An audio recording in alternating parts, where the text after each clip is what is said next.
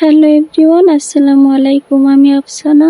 আজকে তোমাদের জন্য নিয়ে আসলাম সামার লেয়ার হিজাব টিউটোরিয়াল। ভিডিওটি না টেনে শেষ পর্যন্ত দেখতে থাকো। ফার্স্টে আমি হিজাবের একটি পার্ট ছোট আর একটি পার্ট বড় করে মাথায় একটি কোণ উঠিয়ে তুতির নিচে পিন আপ করে নিয়েছি। দেন মাথার পেছন থেকে দুইটি লেয়ার উঠিয়ে লেয়ার গুলোকে সুন্দর করে সেট করে নিব। তারপর এক পাশে একটি পিন দিয়ে পিন আপ করে নিব। দেন অপর পাশেও আরেকটি পিন দিয়ে পিন আপ করে নিব।